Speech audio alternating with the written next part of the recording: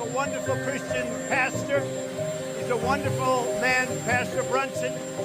They made up this phony charge that he's a spy. We don't support Turkey's decision to retaliate against us protecting our national security interest.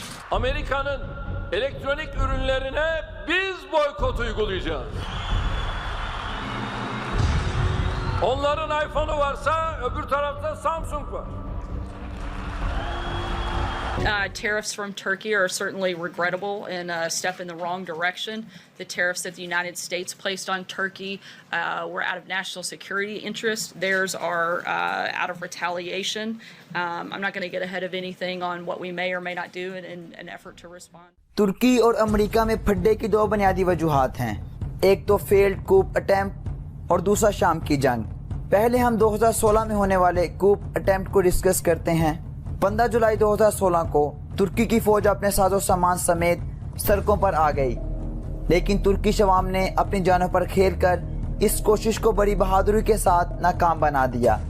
इस कूप attempt का इल्ज़ाम जनाब फतहुल्लाह गुलन साहब पर लगा। ये साहब इस वक्त अमेरिका में थे। इस नाकाम कोशिश के बाद इन जनाब ने वतन वापस ना जाने का फैसला किया। तुर्की के इसरार के बावजूद अमेरिका ने फतहुल्लाह गुलन को तुर्की के हवाले नहीं किया। हालांकि तुर्की और अमेरिका दोनों नेटो ममालिक का हिस्सा हैं। दूसरी तरफ रजब तैयब उर्दगान ने इस नाकाम कोशिश में मुलव्विस फौजी अफसरान की छुट्टी करा दी। इस दौरान एंड्रयू ब्रंसन, जो कि एक अमेरिकी पादरी थे, तुर्की के हत्थे चढ़ गए। तुर्की के मुताबिक ये साहब भी कूप अटेम्प्ट में शामिल थे। 2018 में इन साहब की तबीयत खराब हो गई तो अमेरिका ने तुर्की से कहा कि इन्हें हमारे हवाले कर दो, लेकिन तुर्की ने साफ साफ जवाब दे दिया। अमेरिका ने शायद तुर्की को भी पाकिस्तान समझ लिया था कि जैसे रेमन डेविस एक हुक्म पर मिल गया था, एंड्रयू ब्रंसन भी मिल जाएगा। अमेरिका के तमाम तर प्रेशर के बावजूद तुर्की अपने मौक़िफ़ पर कायम रहा, लेकिन इससे पहले तैयब उर्दगान अमेरिका को एक डील की ऑफर कर चुके थे। वो ये थी कि गोलन दे दो और ब्रंसन ले लो, लेकिन अमेरिका ने तैयब उर्दगान की ये ऑफर ठुकरा दी। चूंकि एंड्रयू ब्रंसन एक ईसाई पादरी हैं, इसलिए अमेरिकी कंजर्वेटिव्स ट्रंप पर प्रेशर डाल रहे हैं कि एंड्रयू ब्रंसन को हर हाल में वापस हासिल किया जाए। इसलिए जब तुर्की ने अमेरिका की बात नहीं मानी तो अमेरिका ने इकोनॉमिक प्रेशर डालने का फैसला किया। फड्डे की दूसरी वजह शाम की जंग थी। 2011 में शाम में सिविल वार शुरू हो गई। इस जंग में बहुत से प्लेयर्स शामिल थे, जिसकी वजह से ये जंग बहुत पेचीदा बन चुकी थी।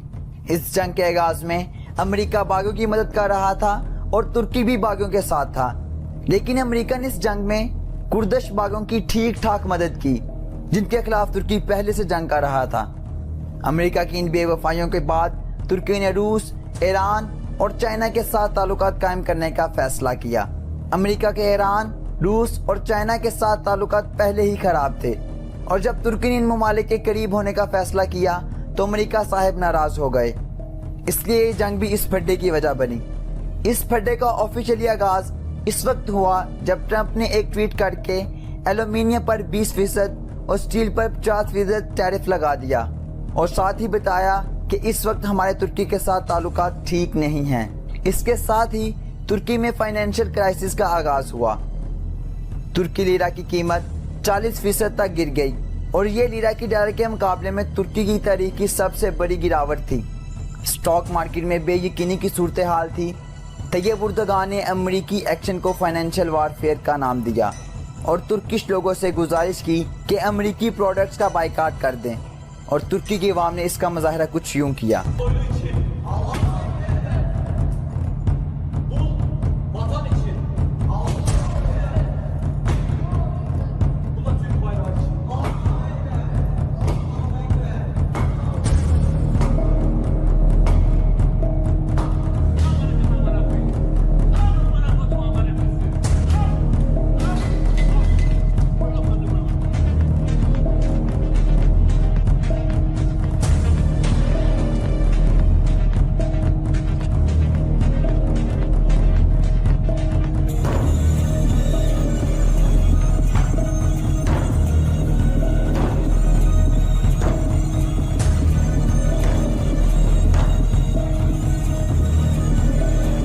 अमेरिका ने तुर्की के 2 सीनियर मिनिस्टर्स पर पाबंदी लगाकर ان کی امریکہ میں موجود جائیداد ضبط کرنے کا اعلان کیا تو دوسری طرف ترکی نے بھی 2 سینئر امریکی آفیشلز پر پابندی لگا کر حساب چکتا کر دیا۔